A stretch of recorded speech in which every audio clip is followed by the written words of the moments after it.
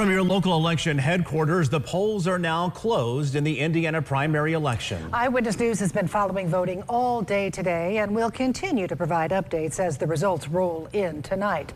Now, with part of the state in the Eastern time zone, we are already seeing numbers for tonight's bigger races. Here's the current standings of tonight's national race for the Republican presidential nomination. Of course, Nikki Haley has dropped out of the race, but she is still on the Indiana ballot. Former President Donald Trump with a hefty lead over Haley, with 10% of the votes being calculated. You can see Donald Trump with 76%. Nikki Haley, though, still getting 24%. And as I said, she dropped out of this race. We'll have more live local numbers in just a moment. Today, some people cast their ballots when the polls opened at 6 o'clock this morning. Voters telling us there was little to no wait when they voted this morning, only taking a few minutes to get through the entire process. We're electing the leaders that are going to lead us into either right or wrong in our state. So we need to be voting for the right candidates. And a poll worker tells us with the exception of one voting machine crashing this morning, there were no other issues.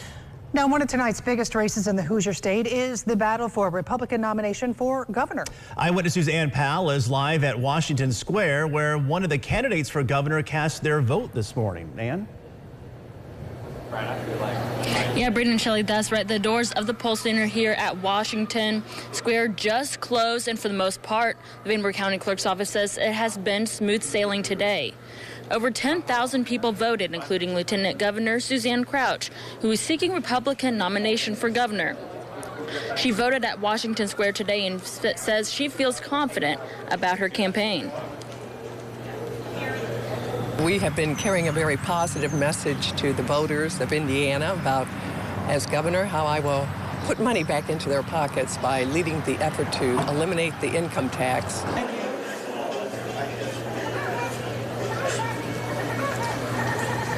And we just heard that Governor, now he might be the governor actually, Mike Braun just was declared winner by a few thousand votes. Officials just declared that he's the winner of Indiana, and he now moves on to the general election in November.